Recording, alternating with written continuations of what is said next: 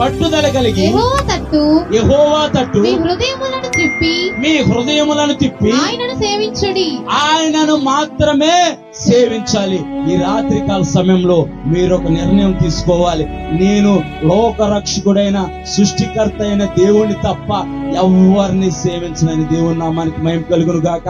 ఇప్పుడైనా పట్టుదల కలిగి ఉండాలి. ఇప్పుడైనా రోషం కలిగి ఉండాలి. మనం అంత్య దినాల్లో ఉన్నాం, చాలా భయంకరమైన దినాల్లో ఉన్నాం.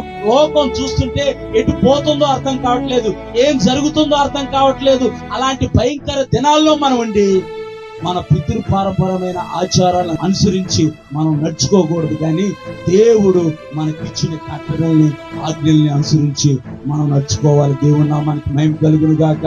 అంటే మా యొక్క తల్లిదండ్రులు అందరూ క్రిస్టియన్సేనండి, క్రైస్తవులేనండి, దేవుని వాక్యం నాకు తెలుసండి, పాటలు తెలుసండి, ఆరాధన తెలుసంటే కాదు.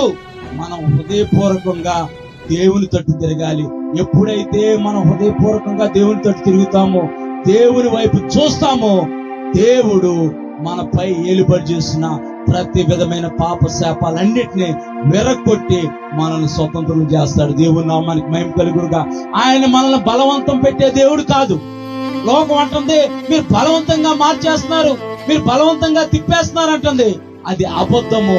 ఒక మానవుని యొక్క హృదయము మార్చగలిగిన వాడు ఈ భూమి మీద ఏ వైద్యుడు లేదు. కానీ వైద్యుడున్నాడు, ఆయనే సృష్టికర్త అయిన దేవుని కుమారుడైన యేసు ప్రభు. దేవుని నామానికి మహిమ కలుగును గాక.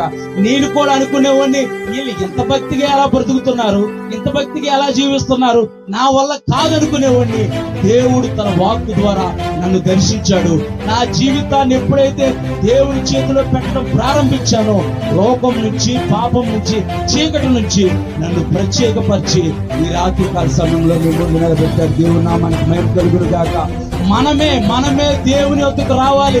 ఆయన 2025 సంవత్సరాల క్రితము కన్నికైన మరీ గర్భాన్ని జన్మించి పరిశుద్ధుడిగా ఈ లోకంలో 33.5 సంవత్సరాలు జీవించి ఆయన పరిశుద్ధమైన రక్తం ద్వారా మానవాళికి పాప విమోచన కలగజేశాడు. మనమే ఇప్పుడు ఆయన వద్దకు రావాలి. ఆయన ఎప్పుడో ఈ లోకానికి వచ్చి ఆయన జరిగించాల్సిన కార్యము ఆయన జరిగించారు. నా జీవితాల్లో దేవుడి కార్యం జరగాలంటే మనము హృదయపూర్వకంగా దేవుని వైపు మళ్ళుకోవాలి. దేవుని నామానికి మహిమ కలుగును గాక.